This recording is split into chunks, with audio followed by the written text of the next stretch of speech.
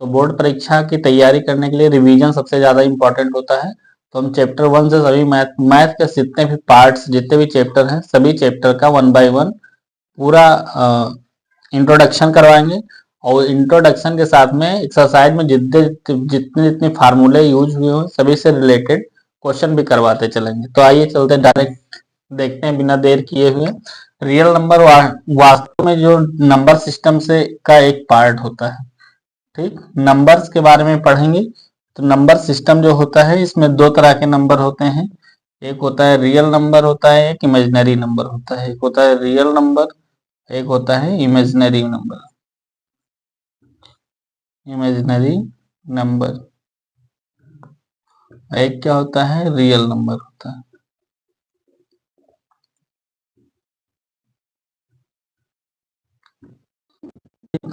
Real number ऐसे number को कहा जाता है जिसको नंबर लाइन या रेखा पर दर्शाया जा सके।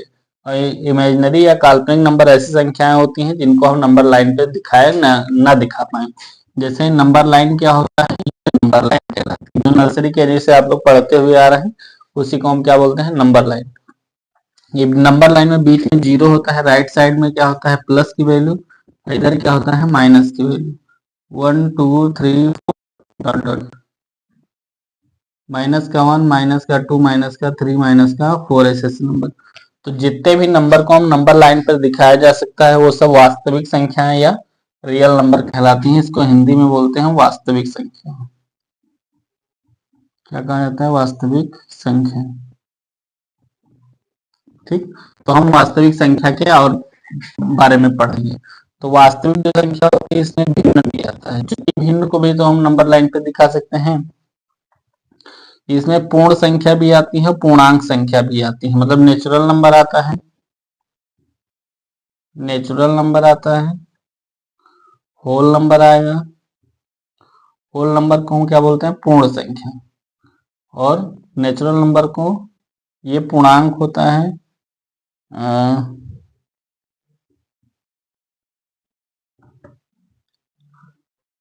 पूर्णांक, पूर्ण संख्या होती है। होल नंबर होता है, एक इंटीजर होता है, इंटीजर होता है। इंटीजर नंबर को ही हम इंटीजर नंबर होते हैं। ऐसे नंबर्स होते हैं, होल नंबर क्या होता है, जो जीरो से शुरू होता है। किससे शुरू होता है, जीरो से। पहले नेचुरल नंबर भिन्न देखेंगे, पहले सबसे पहले हम क्या देखेंगे, भिन्न। तो भिन्न 1/2, 3/5, 6/7, 8, जो जिसके पी अपॉन क्यू के रूप में जो नंबर पी अपॉन क्यू के रूप में लिखा रहता है वो क्या कहलाता है, भिन्न कहलाता है। ठीक, पूर्ण संख्या क्या होती है, जो 1 2 3 4 जितने भी काउंटिंग नंबर होता है जिसको हम गिन सकते हैं, क्या कहलाता है, natural number. 1 2 3 4 5 dot dot dot dot infinite तक ये असंख्य नंबर हो सकते हैं। कितना भी बड़ा नंबर लिख दीजिए चलता जाएगा। होल नंबर क्या होता है, होल नंबर को हम दो तरह से डिफाइन कर सकते हैं। एक जीरो प्लस का नेचुरल नंबर, क्या लिख सकते हैं, जीरो प्लस का नेचुरल नंबर होता है। ठीक, जीरो के साथ जब नेचुरल नंबर को हम जोड़ देंगे तो क्या बन जाएगा, पूरा होल नंबर बन जाएगा।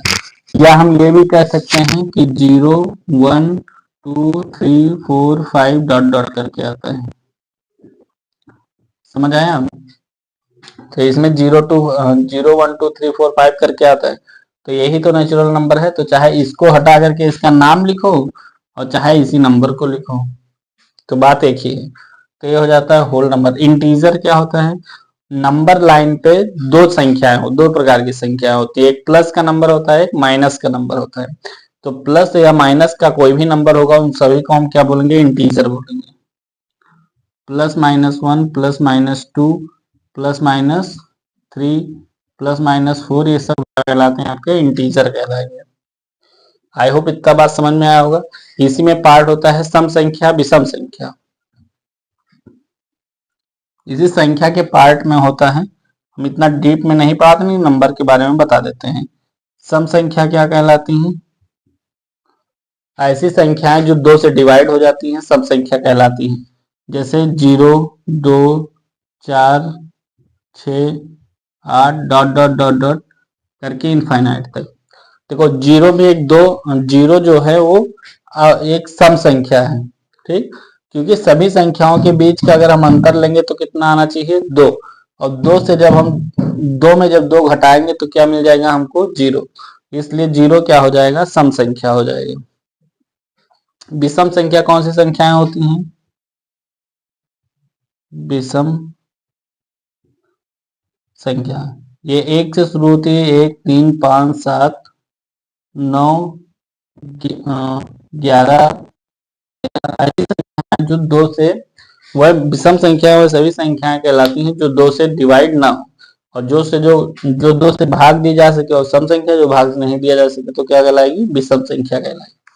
आइए और देखते हैं, और संख्या का पार्ट होता है, प्राइम नंबर होता है, प्राइम नंबर इसको मतलब होता है अभाज्य संख्या, अभाज्य संख्या। अभाज्य संख्या कौन सी संख्या होती है, वह संख्या जिसके अधिकतम दो फैक्टर या गुणनखंड हो सकते हैं, केवल दो फैक्टर, कितने फैक्टर हो, फैक्टर दो होना चाहिए, पहला और दूसरा, पहला फैक्टर जो होगा वो 1 होगा और दूसरा फैक्टर नंबर होगा, ठीक, जो नंबर होगा वो खुद ही फैक्टर होना चाहिए, जैसे हम 3 को ले लें, 1 2 3 4 5 6 7, ऐसे नहीं लिखते हैं, 2 3 5 7 11 13 और 17 के बाद 19, फिर 23, फिर उसके बाद 29 31 37 41 43 और 47, ठीक, ऐसे डॉट डॉट करके और भी नंबर है। ऐसे नंबर होने चाहिए जिसके केवल दो फैक्टर होंगे, और दो फैक्टर में कौन कौन सा होगा, एक नंबर खुद होगा और एक 1 होगा। जैसे जो 2 होगा, 2 के दो फैक्टर, 2 एक कम, 2 अंजा 2 लिख सकते हैं, इसको लिख सकते हैं 3 इंटू का 1, एक इसका फैक्टर 1 है और एक दूसरा ये नंबर खुद है। ऐसे 7 को लिख सकते हैं, 7 ये नंबर खुद है और एक और है। ये दो मैक्सिमम कितने गुणनखंड हो सकते हैं, दो ही खाली गुणनखंड होंगे प्रत्येक नंबर का। अगर दो गुणनखंड नहीं हो पा रहा है या दो से ज्यादा आ रहा है तो अभाज्य संख्याएं नहीं है। जैसे मान के चलो हमने 9 को नहीं लिया, ठीक, तो 9 अभाज्य संख्या नहीं है, 9 विषम संख्या है लेकिन अभाज्य संख्या नहीं है, क्योंकि अभाज्य संख्या की जो डिफिनेशन होती है, परिभाषा होता है, उसमें अधिकतम दो गुणनखंड होने चाहिए, इसके दो से ज्यादा गुणनखंड होते हैं। देखो एक तो एक से कट जाएगा, एक से कट जाएगा, 9 से कट जाएगी, हो गया दो से ज्यादा गुणनखंड। इसलिए जो 9 होता है वो अभाज्य संख्या ना होकर के क्या होती है, बोलो क्या होती है, विषम संख्या होती है, ठीक। आगे और देखते हैं, सह अभाज्य संख्या, सह अभाज्य संख्या, इसको बोलते हैं को प्राइम नंबर। ये सभी बोर्ड्स के लिए, चाहे यूपी बोर्ड में पढ़ रहे हो चाहे सीबीएसई बोर्ड में पढ़ रहे हो, सभी बोर्ड के लिए इंपॉर्टेंट है, ठीक, क्योंकि यहाँ से क्वेश्चन बनता है। क्वेश्चन आपसे डायरेक्ट पूछेगा कि प्राइम अभाज्य निम्नलिखित में से अभाज्य संख्या कौन है, तो आपको जब ये सारी नंबर या तो याद करेंगे, तो नंबर याद कहाँ तक करोगे, इनफाइनाइट तक वैल्यू होती है, तो आपको पहले ये पता करना पड़ेगा कि कौन कौन से नंबर किस किस कंडीशन पे कोई नंबर अभाज्य संख्या होता है, तो आप इजिली कर पाएंगे। सहभाज्य संख्या भी पूछा जाता है कि निम्नलिखित में से कौन सा अभाज्य संख्या है, तो सहभाज्य संख्या का मतलब होता है कि जोड़े में नंबर हो लेकिन वो कटे नहीं, केवल उसका HCF कितना होना चाहिए, 1, HCF कितना होना चाहिए, 1 होना चाहिए बस। जैसे दिया है 10 और 12, 10 और क्या दिया है 12, 10 और 11, 23 और 27 और 91 और 96, ये 4 हमने नंबर दिया है, ठीक। तो 4 नंबर में हमको क्या करना है, सहभाज्य संख्याएं वह संख्या होंगी जिनका HCF 1 होगा या संयुक्त रूप से किसी एक नंबर से न कटे, बल्कि अलग अलग वो नंबर कट सकती हैं, डिवाइड किया जा सकता है या गुणनखंड हो सकता है। तो ये 10, तो 10 और 12 में कोई कॉमन टेबल है, 2 है और 1 है। ये 1 से भी पूरा नंबर कट सकता है, 2 से भी कट सकता है। 2 5 जा 10 और 2 6 जा 12। इसलिए अभाज्य सह अभाज्य संख्या क्या है, नहीं है। देखो 23 और 27 लिखा है, 23 और 27। 23 जो पहले से अभाज्य संख्या तो इसकी कोई बात ही नहीं करी, लेकिन 27 3 से कट जाता है। अब चेक करेंगे कि दोनों संयुक्त रूप से किसी गुणनखंड में आता है कि नहीं। तो संयुक्त रूप से इसका कोई दूसरा गुणनखंड हो ही नहीं सकता है, ये सिर्फ 1 से कटेगा, इसलिए क्या है, भाज्य संख्या है। देखो 91 और 96, 91 7 और 13 से कट जाएगा, 96 भी 2 से कट जाएगा, 6 से कट जाएगा, 8 से कट जाएगा और 12 से कट जाएगा, 16 से भी कट जाएगा, कई नंबरों से कटेगा। लेकिन संयुक्त रूप से दोनों नंबर को काटने वाली कोई कॉमन नंबर है। अगर संयुक्त रूप से काटने वाली कोई संख्या होगी तो वो कहलाएगी आपकी सहअभाज्य संख्या, नहीं रह जाएगी। अगर संयुक्त रूप से इनका दोनों को काटने वाली कोई नंबर नहीं है, कॉमन नंबर नहीं है, तो कहलाती है सहअभाज्य संख्या। तो ये सहअभाज्य संख्या है, ये भी सहअभाज्य संख्या है। यहां तक समझ में आया। अब इसके बाद हम देखते हैं परमीय संख्या और अपरमीय संख्या। चूंकि जो वास्तविक संख्या होती है इसके दो प्रकार के होते हैं, एक वास्तविक संख्या होती है, वास्तविक संख्याएं दो तरह से होती हैं, एक परमीय होती है, एक अपरमीय। फिर ये सारे नंबर आपको परमीय नंबर में पढ़ना था। तो हम देखते हैं कि परमीय नंबर क्या होता है।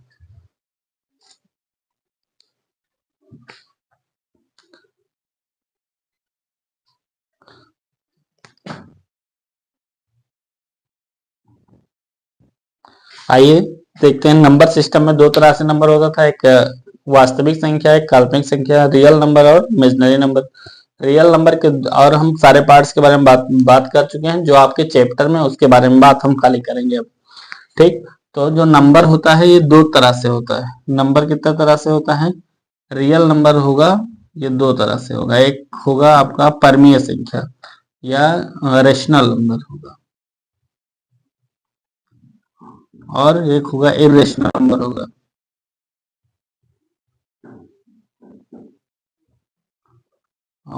अपरमीय संख्या। ये हो जाएगा परमीय संख्या।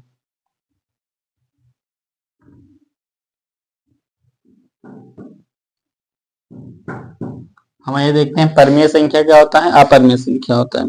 देखो कोई अगर आपके मोहल्ले में है, अच्छा बुरा अगर पहचानना है तो एक के बारे में आपको अच्छा जानना पड़ेगा, एक की कैरेक्टरिस्टिक पता करेंगे तो आप जज कर सकते हैं कि दोनों में कौन अच्छा कौन बुरा है।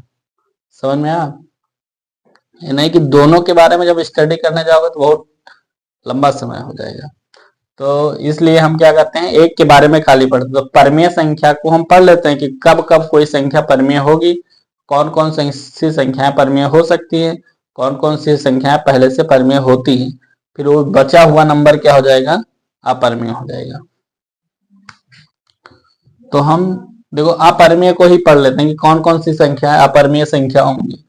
तो अपरमीय संख्याएं वह संख्याएं होंगी जो रूट से बाहर नहीं आ पाएंगी, ठीक, जो अंडर रूट में रहेंगी। या सिंपल सा मान लीजिए ऐसा नंबर जो P अपॉन Q के रूप में ना लिखी जा सके, ठीक, के रूप में ना लिखी जा सके। तो कौन कौन सा नंबर जो होगा P अपॉन Q के रूप में नहीं लिखा जा सकता है। तो रूट वाले सभी नंबर्स को P अपॉन Q के रूप में हम नहीं लिख सकते। जैसे रूट हो जाएगा √2, √3, √5, √7, ऐसे ऐसे करके हम पहुंच सकते हैं √15, √25। √25 परमीय संख्या नहीं होगा, अपरमीय संख्या नहीं होगा, परमीय होगा। रूट का 30। देखो इसके बारे में दो तीन बातें आपको ध्यान रखना है। ऐसे नंबर्स जो रूट में बाहर आ सकते हैं लेकिन उनको रूट में रखा गया है तो नंबर भी परमीय संख्या नहीं होगी, अपरमीय संख्या होगी। जैसे यहाँ हमने √25 को क्रॉस कर दिया तो √25 को हम लिख सकते हैं अंडर रूट 5 × 5, लिख सकते हैं। और √5 का जब रूट के अंदर, जब कोपचे के अंदर किसी का जोड़ा बनता है तो वो एक बार क्या आता है, बाहर आ जाता है। तो कोपचे से जब बाहर निकालेंगे तो 1 हो जाएगा। और हमारा जन्म सिद्ध अधिकार है कि किसी भी नंबर में हम 1 लिख सकते हैं। ठीक, वो भी एक छोड़िए, किसी भी हम नंबर, ऐसे नंबर को लिख सकते हैं जिससे उस वैल्यू का मूल बिंदु चेंज ना हो। किसी भी नंबर के नीचे हम कुछ भी लिख सकते हैं, बस उसका मूल चेंज नहीं होना चाहिए। ठीक, तो 5 के नीचे एक ही ऐसा नंबर है जिसको लिखने से 5 की वैल्यू चेंज नहीं होगी, तो 1 लिख सकते हैं। मेरा जन्म सिद्ध अधिकार है, प्रयोग करते हैं पहली बार जन्म सिद्ध अधिकार का। ठीक, जन्म सिद्ध अधिकार तुमको एक जगह और दिया गया है, शिक्षा का अधिकार और बोलने का अधिकार, लेकिन ये हर जगह नहीं लागू, घर में नहीं लागू होता है। बोलने का अधिकार, तुम पापा से बात लड़ाओगे फिर कहोगे कि हमको बोलने का अधिकार संविधान ने दिया है, तो मार मार के तोड़ देंगे, सही हो जाओगे। हर जगह नहीं काम करेगा। ठीक, तो 5 हम क्या करेंगे, रूट से बाहर ले लेंगे, 5/1 लिख देंगे, तो ये P/Q के रूप में हो गया कि नहीं, ये क्या हो गया, P/Q के रूप में लिख गया। अर्थात ये क्या है, अपरिमेय संख्या नहीं होकर के क्या है, परिमेय संख्या है, परिमेय संख्या। तो रूट के अंदर कोई भी नंबर जिसका जोड़ा बन करके बाहर नहीं निकाला जा सकता है वो क्या कहलाएंगे, अपरिमेय संख्या। बाकी सभी संख्याएं क्या कहलाएंगी, परिमेय संख्या कहलाएंगी। स्क्रीनशॉट ले लीजिए, हम परिमेय संख्या के बारे में समझते हैं। ठीक, यहाँ एक कंफ्यूजन और हो सकता है कि √30 √30 एक परिमेय संख्या है कि अपरिमेय संख्या है, तो इसमें आप चेंज करके देख लीजिए। तो √30 को हम चेंज से कर सकते हैं 3 इंटू का 2 इंटू का 5, 5 2 जा 10 3 जा 13। 13 में कोई जोड़ा नहीं बना, कि बना कोई जोड़ा नहीं बचा तो कोई बाहर आ भी नहीं सकता है, तो ये रहेगा आपका अपरिमेय संख्या रहेगा। लेकिन यहाँ पे अगर हम √8 लिख दें, हालांकि ये भी अपरिमेय संख्या है, चूंकि 8 को जब हम तोड़ के लिखेंगे 2 × 2 × 2 के रूप में, तो 2 का जोड़ा बनेगा, 2 बाहर आएगा और 2 बच जाएगा। तो ये अभी भी अपरिमेय संख्या है क्योंकि इसमें √2 का जोड़ा नहीं बना है। ठीक, तो जब तक कोई भी नंबर अंडर रूट में रहता है तब तक वो क्या कहलाएगा, अपरिमेय संख्या कहलाएगी।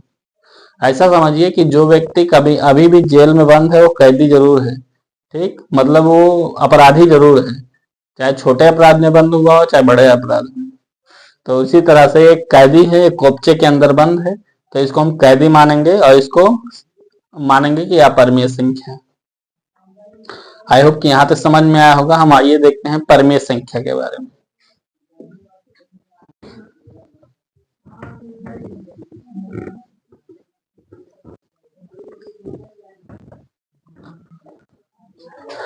देखिए, परिमेय संख्या के बारे में तीन बातें बहुत इंपॉर्टेंट है। एक तो 3 बातें इंपॉर्टेंट क्यों है ये भी जानना है।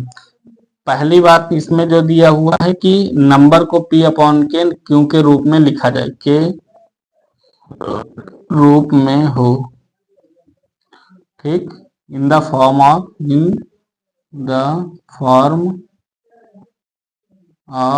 P/Q, कोई भी नंबर P/Q के रूप में लिखा जाए, लेकिन उसके बाद में कंडीशन भी होना चाहिए।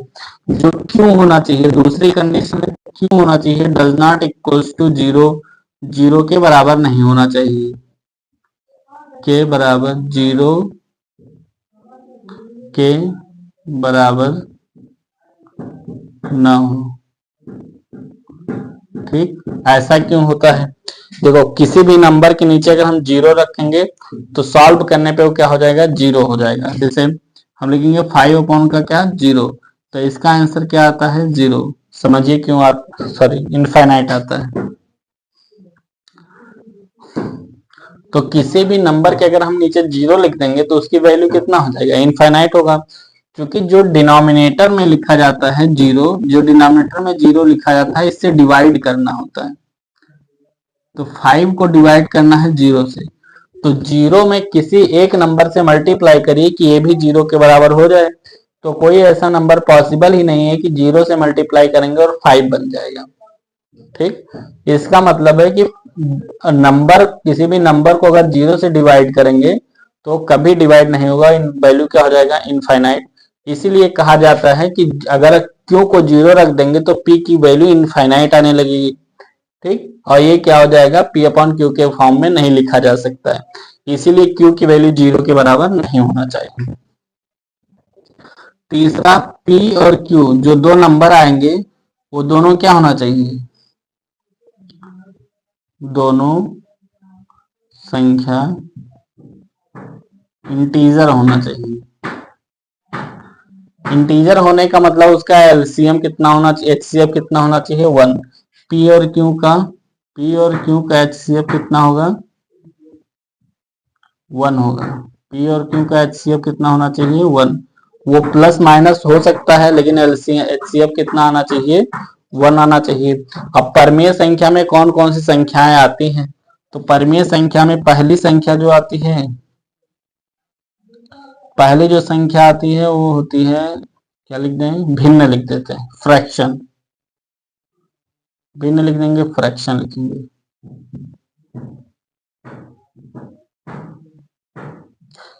फिर हम नेचुरल नंबर लिखेंगे। नेचुरल नंबर भी किस में आता है,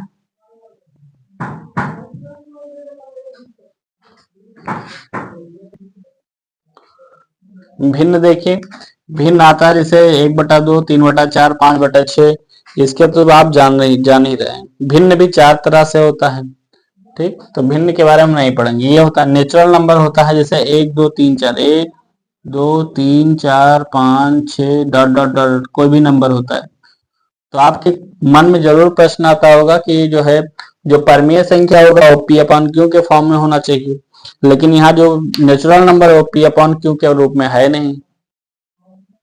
बोलो, ठीक, आ रहा है कि नहीं आ रहा है, नहीं आ रहा है, आ रहा है तो आप सोच के बताइएगा। ठीक, किसके बाद आता है, होल नंबर। होल नंबर 0 से शुरू होता है, 0 1 2 3 4 डॉट डॉट करके इनफाइनाइट तक चलता है। होल नंबर हो सकता है, इसमें भी नेचुरल नंबर हो सकता है, भिन्न हो सकता है, डेसिमल्स वाले नंबर भी हो सकते हैं। दशमलव वाले जो नंबर होते हैं ये भी क्या हो सकते हैं, एक परमीय संख्या हो सकती है।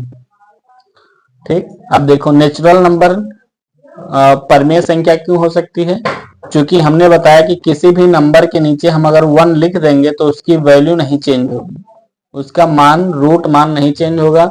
और ये नेचुरल नंबर के नीचे अगर हम 1 1 लिख सकते हैं तो ये पी अपॉन क्यू हो गया, पी अपॉन क्यू हो गया। ठीक, पी अपॉन क्यू हो गया।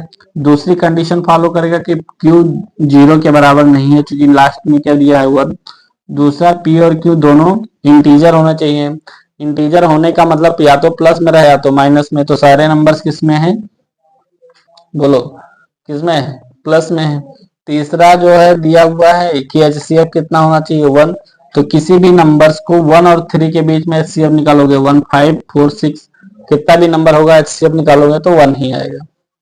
ठीक, होल नंबर में भी यही कंडीशन होगा, 1 के पीछे भी 0 लिख सकते हैं और 0 के नीचे भी 1 हम लिख सकते हैं, क्योंकि नंबर 0 के नीचे जब हम 1 लिखेंगे तो डिवाइड करोगे 0 से, तो 0 से कट 0 आ जाएगा। समझ में आया।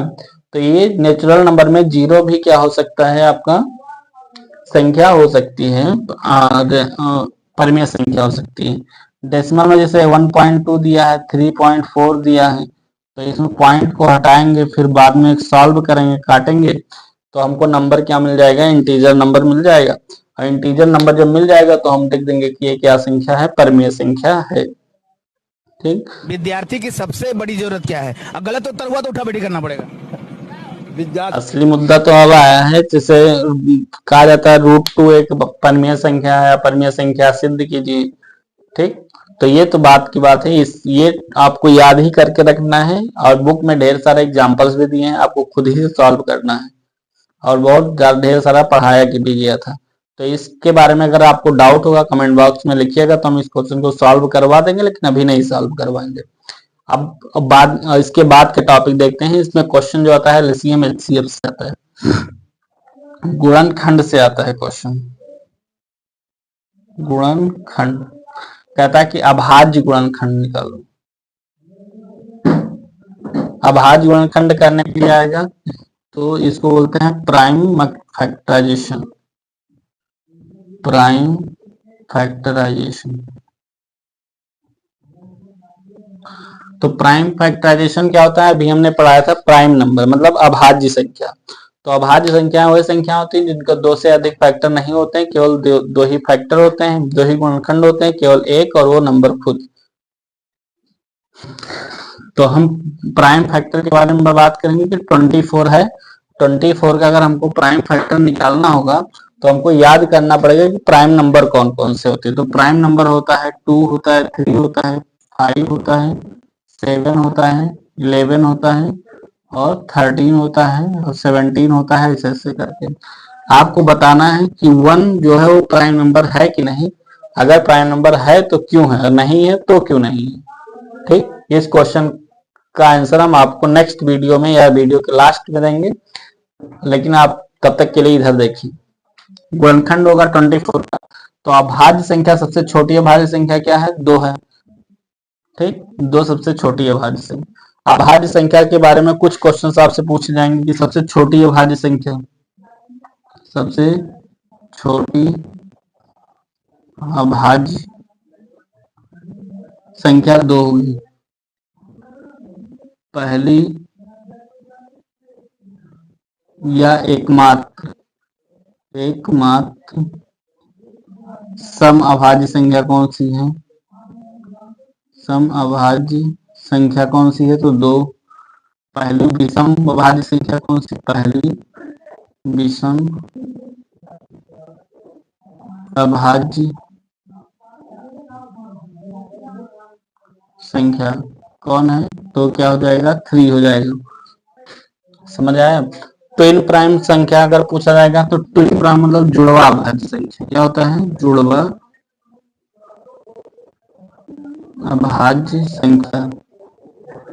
जुड़वा अभाज्य संख्या होता है जिसके बीच का अंतर 2 और वो लगातार संख्या हो। जैसे 3 और 5 है। क्या है? 3 और 5, 5 और क्या है? 7। ये ट्विन प्राइम नंबर है, जुड़वा अभाज्य संख्या। और क्या है? 11 और 13 है। वैसे है 17 और 19 है। ठीक, ऐसे कई नंबर हैं। और जैसे 29 और 31 भी है। 31 भी अभाज्य संख्या, 29 भी अभाज्य संख्या, इसलिए इसको जुड़वा अभाज्य संख्या कहते हैं, ट्विन प्राइम नंबर कहा जाता है। तो इसी तरह से 24 का हम क्या करेंगे? गुणनखंड करेंगे। 24 का अभाज्य संख्या से ही काटना है। तो इन्हीं नंबर से कोई नंबर कटेगा तो 2 से पहले काटेंगे तो 12 हो जाएगा। फिर 2 का 6 बार में, 2 का 3 बार में, 3 1 जा 3। तो अभाज्य संख्या जब गुणनखंड आपसे पूछेगा तो 2 कितने बार आया है? 2 गुणे का 2 गुणे का 2 गुणे का 3। तो इसको लिखेंगे 2 की पावर 3 मल्टीप्लाई 3 की पावर 1। समझ में आया? एक ही नंबर जितने बार मल्टीप्लाई करने में आया है उसका पावर लगाएंगे और 1 लिखेंगे। ये अभाज्य गुणनखंड हो जाएगा। समझ में आया? अब अभाज्य गुणनखंड विधि से क्या आता है? एलसीएम निकालना है। तो हम डायरेक्ट 2 नंबर लेकर के यहीं सॉल्व कर लेते हैं। 36 का भी हमको क्या करना है? अभाज्य गुणनखंड। 36 का 2 से, फिर 8 बार में, फिर 2 से 9 बार में, 3 3 जा, फिर 3 1 जा। हम यहाँ लिखेंगे 36 बराबर 2 मल्टीप्लाई 2 मल्टीप्लाई 3 मल्टीप्लाई का 3 को लिखेंगे 2 की पावर 2 मल्टीप्लाई 3 की पावर 2। ये 36 का अभाज्य गुणनखंड है। समझ में आया? अब देखो, हमको अगर एलसीएम निकालना होगा तो क्या करना है? एचसीएफ निकालना होगा तो क्या करना है? अगर हमको एलसीएम इसका निकालना है तो हमको मैक्सिमम पावर लेना है। क्या लेना है? मैक्सिमम पावर, अधिकतम घात वाली संख्या लेना। अधिकतम घात वाली संख्या लेना है। अगर हमको एचसीएफ लेना है, एचसीएफ, तो मिनिमम लेना है। मिनिमम न्यूनतम घात वाली संख्या देना है। तो हमको पहले क्या निकालना है? एलसीएम। तो एलसीएम में क्या करेंगे? यहाँ पे 2 की पावर 3 है और यहाँ पे भी 2 की पावर कितना है? 2। अब हम चेक करेंगे कि 2 की पावर 3 की 2 की पावर 2 लेंगे। तो हमने बताया, अभी तुरंत बताया है कि अगर हमको एलसीएम लेना होगा तो मैक्सिमम पावर लेना है। तो 2 की पावर 3 क्या है, अधिकतम पावर है, मैक्सिमम पावर है। तो हम एलसीएम में क्या लेंगे, 2 की पावर 3। ठीक, अब हम क्या लेंगे फिर बचे वाले नंबर में, और देखो 3 यहाँ पे 3 यहाँ पे दिया है, तो इस 3 में क्या मैक्सिमम पावर है, तो 3 की पावर 2, 3 की पावर क्या हो गया 2। ये इस संख्या का, इस नंबर का ये क्या हो गया, एलसीएम हो गया। अब एचसीएफ निकालेंगे, अगर हम एचसीएफ निकालने में हमको मिनिमम पावर लेना है, तो पहले 2 का और 3 का, 2 का मिनिमम पावर कितना होगा, 2 की पावर 2, और 3 का मिनिमम पावर कितना हो जाएगा, 1।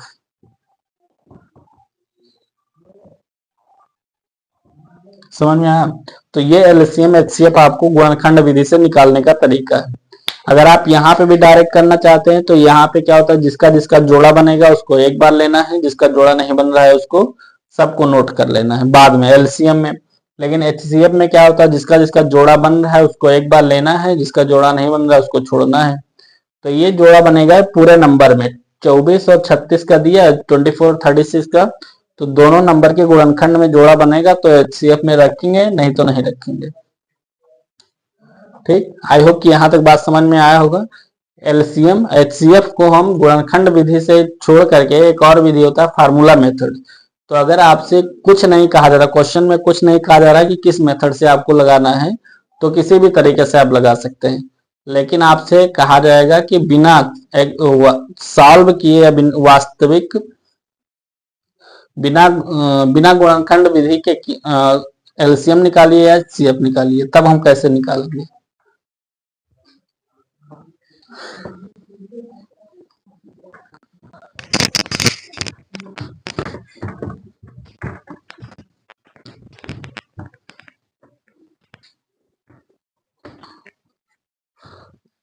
चलिए देखते हैं हम एलसीएम एचसीएफ और एलसीएम के बारे में। इसका एक फार्मूला होते है कि प्रथम संख्या गुणे दूसरी संख्या बराबर एलसीएम गुणे एचसीएफ, ये एक फार्मूला होता है। इससे रिलेटेड आपको क्वेश्चन इस तरह से देगा कि नंबर 12 और 16 का एचसीएफ 4 है, कितना है, 4 है, तो एलसीएम बताओ। क्या बताओ, एलसीएम। ऐसे में क्या होगा कि दो संख्याएं हैं, एक पहली संख्या है दूसरी संख्या है, दोनों संख्याओं का जब एचसीएफ निकाला जाएगा तो 4 आएगा, तो एलसीएम कितना आएगा। तो ये फार्मूला है, फार्मूला पे आपको डायरेक्ट रखना है, आंसर हो जाएगा। तो पहली संख्या गुणे दूसरी संख्या बराबर का आता है एलसीएम गुणे एचसीएफ आता है।